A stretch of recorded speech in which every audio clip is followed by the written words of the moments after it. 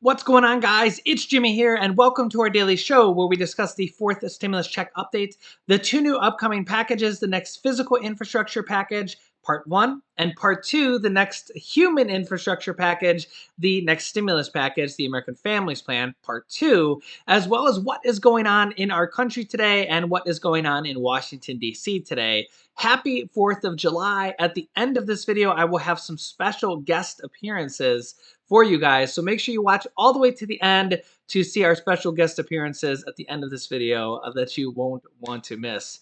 Yeah, a lot going on here today. We have some guests coming on over after this video. Yeah, you'll hear about that at the end of this video. So happy 4th of July. First, I want to go to an interview that was just done with Republican Governor Asa Hutchinson, who is a Republican governor from Arkansas.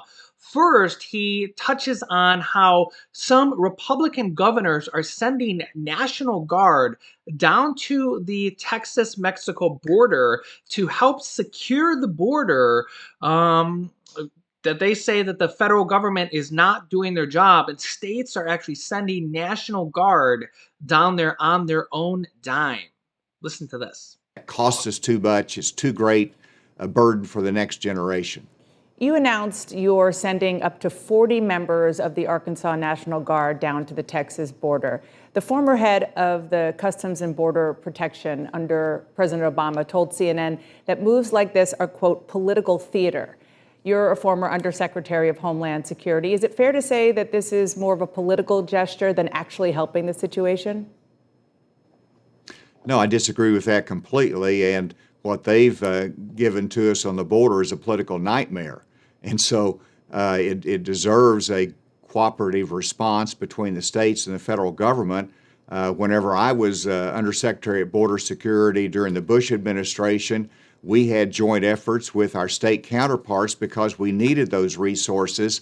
Today, that partnership is even to a greater extent. So when multiple states send additional resources down to support Texas and Arizona along the border, we hope that that has a beneficial impact. It ought to be coordinated with the federal government, and if that's not happening, then that's a shame. But we're going to try to do our part, because what's happening right now is disaster. It's a human tragedy, what we're seeing with the change in policy coming out of the Biden administration. I want to ask about what your colleague in South Dakota, Kristi Noem, is doing. Also, listen to what the Arkansas governor says here, and this is the opinion of a lot of Republicans. Okay, this is kind of the battle going on.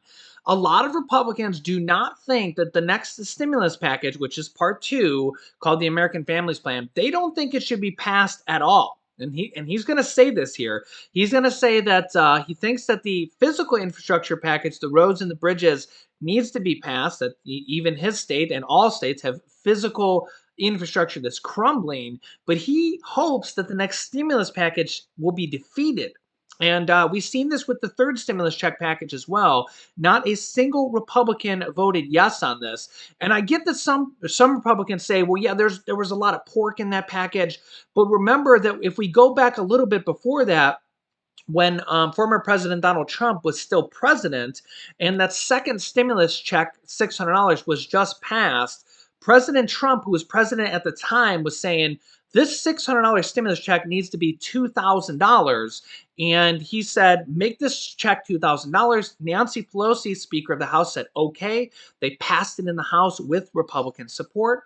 They sent it to the House, or they sent it to the Senate. And then who was the Senate Majority Leader at the time, Mitch McConnell, didn't even let it go to a vote. And he was the Senate Majority Leader, the leader of the Republicans in the Senate. It was just a standalone bill for just a $1,400 stimulus check, and Mitch McConnell wouldn't even let it go to a vote.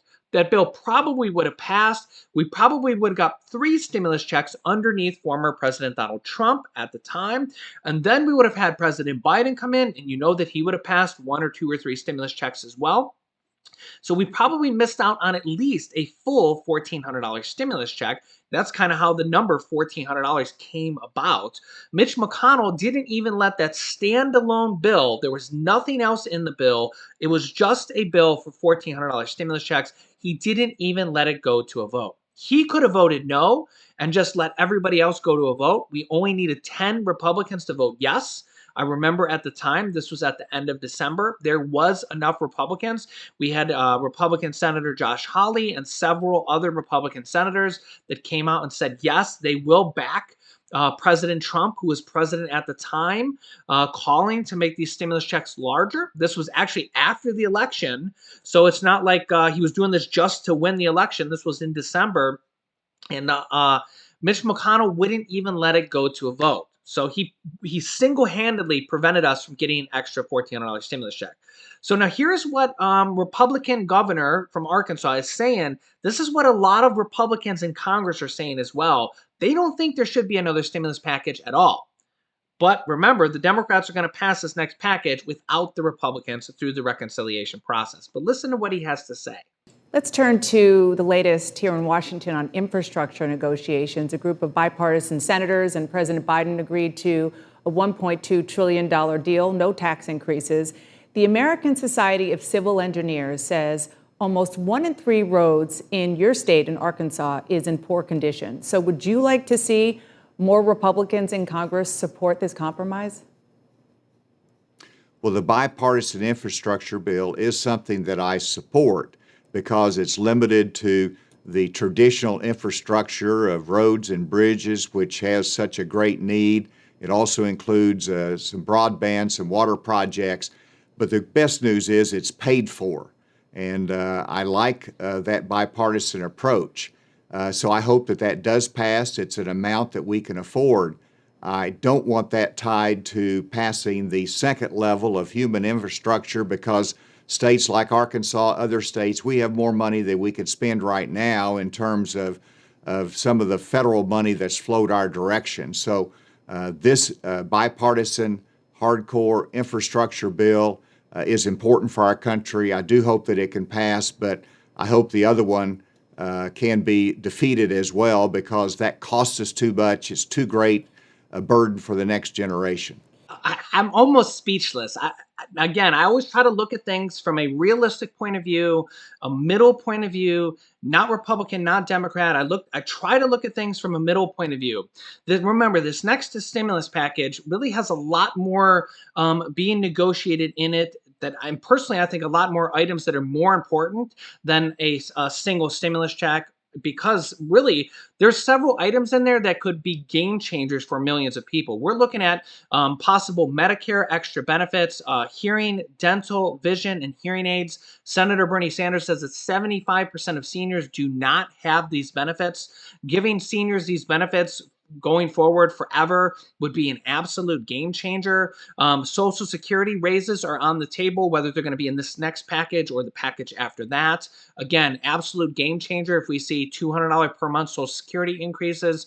2 years of free preschool, 2 years of free college. Millions and millions of Americans simply do not send their children or their teenagers to college or to preschool because they simply cannot afford it. Many people do not go to college because they cannot afford it. These are some of the changes that are on the table for this next stimulus package.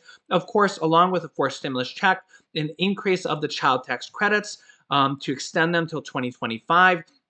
That would take over 50% of children out of poverty. I mean, we're taking children out of poverty. And this guy says that we can't afford it. We can't afford to give seniors a Social Security raise. We can't afford to give seniors Medicare benefits. Am I the only one that thinks this is crazy? Please let me know if you disagree with me here, because again, I try to see things right down the middle. I try to see the pros and the cons here. I just don't get this one. I really just do not get this. I mean, we're talking about game-changing programs here, right? We're talking about bringing children out of poverty, 50% of the children in the United States. We're talking about basically 50% of children coming out of poverty for years down the road. We're talking about free college and free preschool. That's game changer for millions of Americans. Medicare, Social Security benefits, game changer. We're talking about home tax buyer credits. There's so many things in this next package besides a forced stimulus check that are game changer. In fact, they're probably going to use the money that's already passed from the previous stimulus packages for the fourth stimulus check or four stimulus checks. they're probably going to use the money that's already been passed. They're probably not even going to use new money for the fourth stimulus check. So I personally kind of take a little bit of offense to say that we can't afford it, because they're going to use old money from these old stimulus packages that's just sitting there for the next stimulus check in this next package. I personally believe that that is what they're going to do.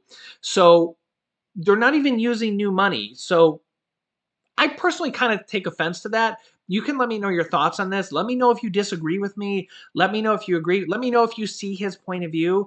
I don't think we can afford not to make these changes for seniors. I don't think we can afford not to make these children for people living in poverty. I don't think we can afford not to make these changes for people who can't afford to go to college. Let me know if you would like to go to college right now for free. We're talking about literally anybody in America that makes below an income threshold that'll probably be the same income as the third stimulus check would be able to go to 2 years of college for free right now. So you could be 80 years old and you could go start taking college classes right now. Even if you don't want to use them for a degree, you just want to go to broaden your horizons, learn a couple new things, take a couple classes. You could go and do that when they pass this next package for free. I mean, that will be a game changer for our country. Not to mention, it'll help a lot of people get higher wage paying jobs, which is like one of the biggest struggles right now in our country. I mean, there's all these employers that are complaining they can't hire people because they want to pay them peanuts. And nobody wants to work for $7 or $8 or $9 an hour because it's literally not enough to even pay your rent.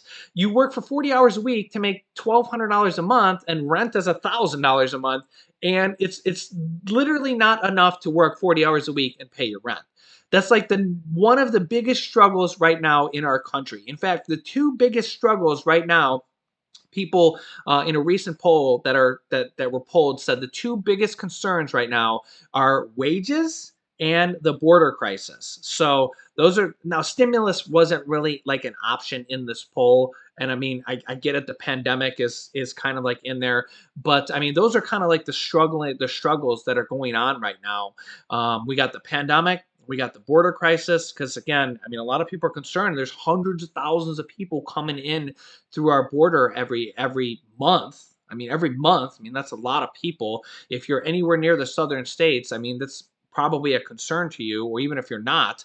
And then we got all these people that are struggling to make anywhere near minimum wage, and it's just not enough to pay your bills. And a lot of these stimulus packages are providing these tax cuts through the Trump tax cuts, through the child tax credits, and through this next package that's going to possibly have the Social Security raises, this Medicare expansion, and the fourth stimulus check. All these things are providing for people.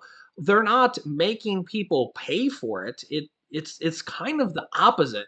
And if you've been watching this channel, you know that unless they do tax raises, which they are considering some tax raises on the wealthy, the 1%, and corporations. In fact, if you noticed, he said that the infrastructure package, he liked it, the Arkansas governor, because it was paid for. And the way it's paid for is they're going to do $600 billion of it, they're taking from the old stimulus money. Remember, there's about $2 trillion of old stimulus money in there. I think that's what they're going to use for the fourth stimulus check as well. And then the other $600 billion they're going to use for some type of tax increase that they haven't really announced the full details of yet. So we'll have to see what that comes up yet. The Republicans want to do a gas tax, the increase on gas prices.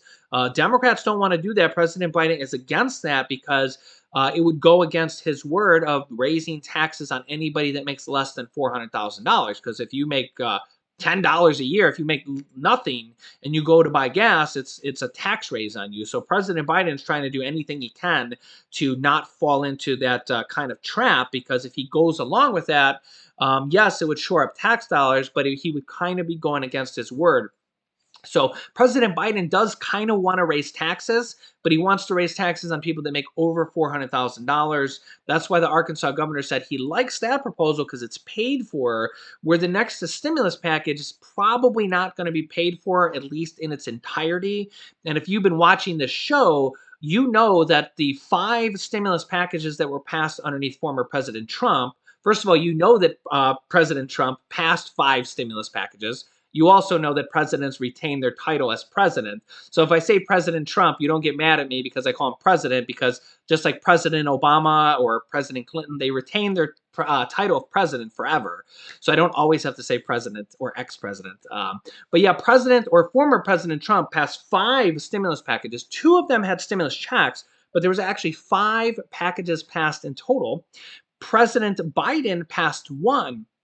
Out of those 6 stimulus packages, there were no tax raises at all. Okay, so no tax raises at all. And the government already runs a deficit, which means they already spend more money than they make. So who's going to pay for these packages? Nobody's going to pay for these packages because the government already spends more than they make. So like our tax dollars are already spent, they're already gone. What's going to happen is it's just going to go and sit on the national deficit, and it's likely just going to sit there forever because 99% of our years, the government spends more than they make, and that's why the national deficit kind of goes up and up and up every single year. And normally, when a person does that, they rack up credit card debt, and eventually they file bankruptcy or they run into debt problems. Well, the U.S. government can kind of print their own money, right? So they don't kind of really run into this issue. By the way, almost every other country in the world does this exact same thing. So we're not the only country that does this. In fact, at the most recent G7 conference, the other G7 world leaders also agreed to continue to pass stimulus for the rest of this year, along with President Biden, so that all the G7 countries kind of made a pact to continue to pass stimulus because, one, their countries need it. The economic recovery is likely going to take years, even if the virus is completely gone. Remember, in 2008, 2009, the economic recovery took 4 to 5 years, and that was without a virus. Okay, and this also makes it so our dollar doesn't devalue because all the countries are passing it. So like our dollar versus these other countries doesn't really devalue because they're passing stimulus as well, and their economies need it too because without stimulus, our economic recovery is going to take twice as long than it would as opposed to giving us like a shot in the arm of stimulus money. So let me know your thoughts on that. Let me know if you disagree. I mean, it's kind of a double-edged sword because it's like if we don't do nothing, well, first of all, we are doing nothing is almost like not going to happen. I mean, the Democrats are going to pass these next 2 packages, whether you, me, and everybody else likes it or not. Okay, there's almost a certainty the Democrats are going to pass these next 2 packages, whether the Republicans like it or not. Because again, they're going to pass it through the reconciliation package. Senator Joe Manchin said he's going to vote yes on the next package. And the most likelihood, the way they're going to do it is they're going to pass the physical infrastructure package with the Republicans. They only need 10 Republicans in the Senate to vote yes on that, assuming they get all the Democrats to vote yes. Senator Bernie Sanders has said he might not vote yes on it because he thinks it's actually too small of a physical infrastructure package than what the country needs. If they go that small with the Republicans. But that would just mean they would need a few more Republican votes. They'll be able to pass that. Then they'll need to pass the next stimulus package through the reconciliation process, which means Democrats only, and they'll need every single vote in the Senate, all 50 votes. Senator Joe Manchin, Kirsten Sinema, Bernie Sanders, every single one of them. And that is exactly what they did with the third stimulus check package. So basically, they just need to do exactly what they did with the third stimulus check package. They'll have to negotiate what's going to be in there, the stimulus checks, the child tax credits, Social Security raises, Medicare expansion, child tax credits, school, college, 2 years free college, 2 years of free preschool, student loan debt free, like all these things, right? They're going to negotiate on that here in the next coming days, and that's kind of be the exciting part of what's going to make it in this next package. And honestly, whatever doesn't make it in this package, they're going to put in the next package. They're already talking about the next package. They get a whole another set of reconciliation cards in less than 3 months from now. They'll probably just start working on the next package after they pass this one. As you know, these things kind of take some time. They could pass other packages through amending reconciliation processes if they need to. If they need to do them sooner, they can always pass other packages with Republican support without reconciliation. But the Democrats are going to use all these reconciliation cards that they get in less than 3 months again before the midterm elections. So they're going to have several more reconciliation packages passed before the midterm elections next year. So they have about a year to get all these different things on their agenda done. So yeah, there's going to be whatever they don't get done in this next package, they're going to get done in the next package or two. So they're going to get a lot done in this next package, but let's be honest, it will not be everything, okay? But there will be a lot done in this next package, and this will be kind of the fun part, is to see what will be in this next package. What's going on, guys? Happy 4th of July. Happy 4th of July. What do you want to say? This is Julian, my beautiful son. He's 3 years old, and my wife, Laurel. I don't know if I should say how old she is. Yeah, let's not say we did. But Are yeah. you 4? Yes. She's just turned 4. I'm 4. Yeah. In fact, our 10-year anniversary is coming up in September. We might be going on the road with you guys. Maybe we're thinking about doing a road trip to maybe Myrtle Beach or something fun like that. Would you have fun doing that, buddy? I'm gonna sit down and eat my watermelon candy. So yeah, he got some candy so that he would sit still.